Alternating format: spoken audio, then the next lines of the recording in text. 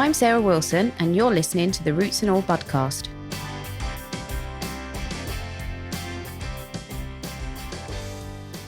Hello, and welcome to this week's episode of the Roots and All podcast. A couple of weekends ago, I took part in a 2-day no-dig course at Charles Dowding site down in Somerset. And if you're not familiar with the no-dig technique, in a nutshell, it involves, no digging. So the idea is that you can prep ground and manage it going forward by applying a layer of compost to the soil and planting directly into that layer. So Charles uses the technique on his site mainly for growing veg, but he's also prepared his ornamental borders in the same way, and he uses the no-dig technique to manage those going forwards. So I have to say that having completed the course, although I was already using the method in parts of my own garden, I'm even more convinced of its efficacy, and I'm going to be doing my utmost to avoid digging from now on wherever I'm gardening. Charles has written a number of books, and he also has a YouTube channel where you can find out more about the nuts and bolts of no-dig and how you can use it in your garden.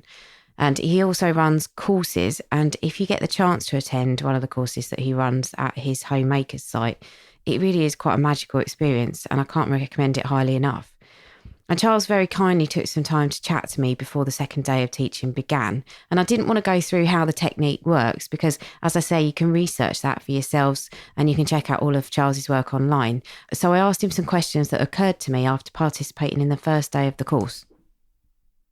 So the first thing that was interesting during the course yesterday was you were talking about obviously mulching on top of the beds, and you spoke about using compost, and you've got quite a specific definition of what compost is to you. Can you just explain that? Well, you're so specific in a way, actually. It's quite general. It's anything decomposed.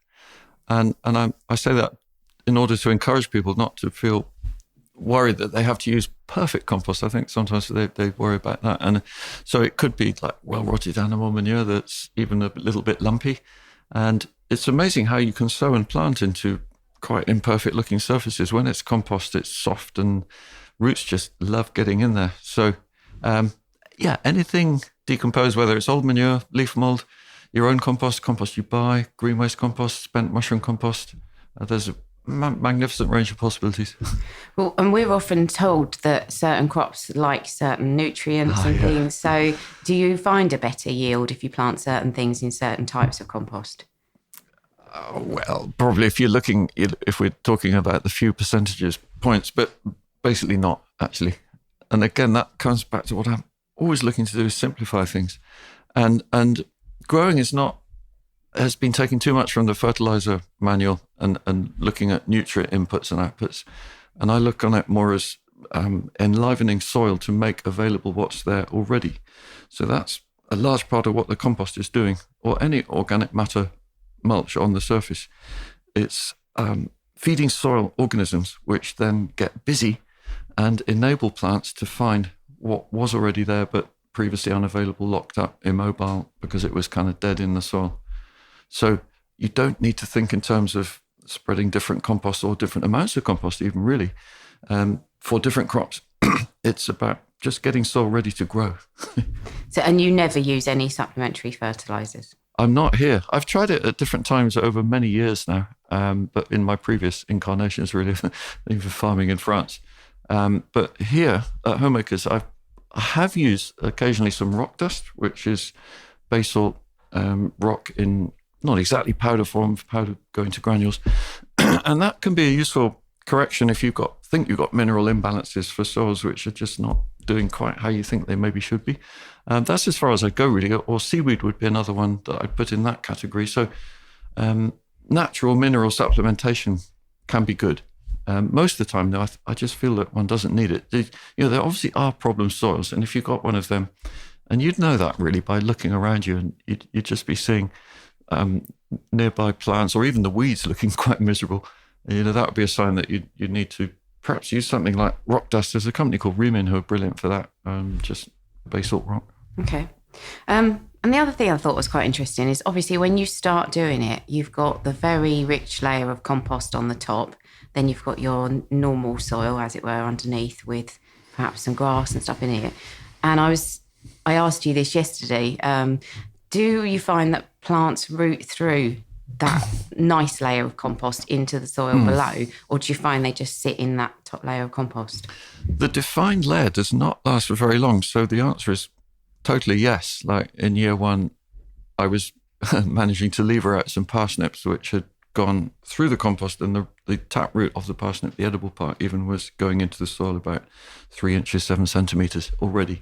So it's always becoming, in time, a very undefined layer between the compost and the soil. It starts off as obviously that precise definition and boundary, but soil life is very quickly moving from the soil below into the compost above, even through the cardboard, which only lasts 2 months really before it decomposes. It's a temporary weed barrier. So you very quickly are creating, or the soil life is creating a lovely rich soil, but darker on top where the compost layer was as it gets eaten. And you mentioned you can do the technique in autumn and leave it over winter. And in your opinion, the nutrients don't leach out of the compost. Why do you think that happens or doesn't happen?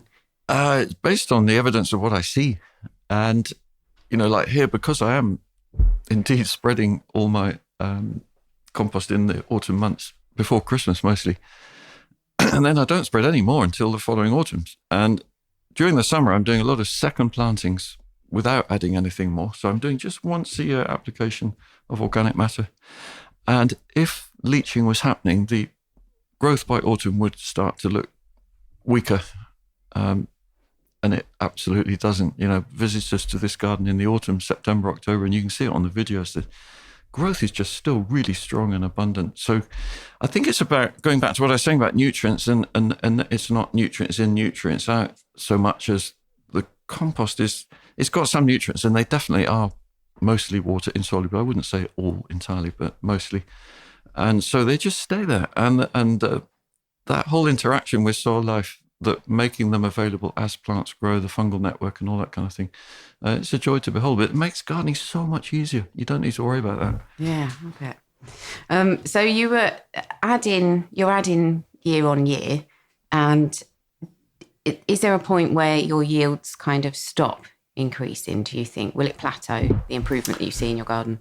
Yeah, more or less. I think homemakers might be at that point. It's exciting, though, to always look at ways that one can improve. And yeah, I'm not too sure what the next horizon might be, actually. But I'm certainly very happy with how things are going. And I think any soil, when you start out, particularly for vegetable growing, vegetables are very demanding plants to really get the best from them. And so that's why it's worth using a higher initial dose of compost. And it's not a wasteful or excessive use by any means, because you're getting, I'm getting amazing yields here from, say, the no-dig bed where I record all the yields. So I've got a very good record of that. And it's just 5 feet wide, 16 feet long, 1.5 by 7 by 5 meters. And each year that bed is growing 100 kilos of vegetables from 2 barrow loads of compost that I put on each autumn. And 100 kilos, and that's a wide range of vegetables. So it's a fantastic output from really, I think, quite a small input. But yeah, we'll see how that goes in the future. Yeah. And what crops do best with using this method? Well, they all do. I wouldn't really like to single anyone out, actually, because then if you're not careful, you get into this thing of being, I think, too specific. I would say just, I spread the same dressing of compost on all my beds, whatever I'm going to grow. And the carrots are wonderful, the parsnips, the broccoli's great, the salads are abundant, the cabbages are enormous. It's like everything works, really. And is there anything that doesn't work in it? Well, I'm struggling to think. Really, no. You can see it here, can't you? Yeah. It's all looking really, really clean and healthy. Healthy more than anything, I think. That vigour and health that you get from the soil being healthy. So are there any drawbacks to it? Well, honestly. You're struggling. No.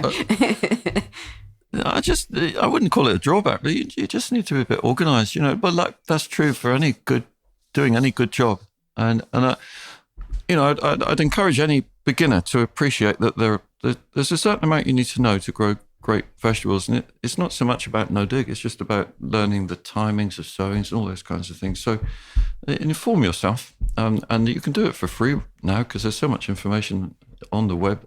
My website's full of stuff about growing great veg and no dig growing and all that. And yeah, just Go for it. Yeah. So I think sometimes gardeners don't like to be told that they've been doing things the hard way.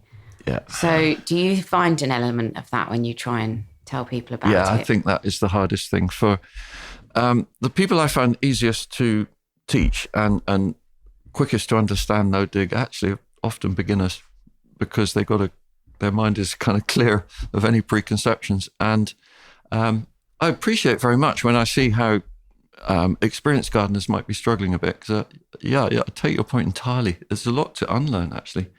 And I really feel that gardening, like many professions, has been made too complicated. And I don't know if I should say this on a podcast, really, but there are a lot of vested interest as well. People who've got a stake in selling stuff, obviously, which often I think you don't need. People whose careers depend on maybe making things a little bit more complicated than they need to be, and so that builds a need for knowledge, which often isn't there actually, because things are much simpler than they're often made out to be. Yeah. What's the most commonly asked questions, or what do you teach that gets met with the most disbelief, maybe? Yeah. Well, I think a nice one is when I say you can walk on your beds. The look of disbelief on people's faces. Again, which I totally understand, because most of the media is full of the advice. Oh, you should never walk on your beds. And that shows with no dig the fact that you can, and as I was showing you yesterday, even almost dancing on them, and the soil doesn't really move. It's got a spring to it, like a forest floor, because there's that strong natural structure.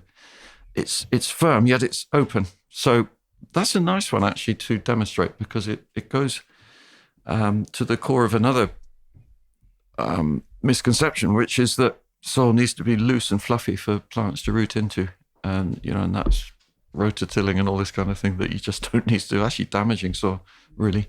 And I think weeds is another one. People who've always cultivated, dug, rotivated, whatever it is, and are used to coping with the amazing flush of weed growth every spring, summer and autumn. And with no dig, you just don't get that when you leave soil undisturbed. So sort of that's a strong element of kind of disbelief, really, initially. I think that, wow, there can be so few weeds. Yeah, I can see that.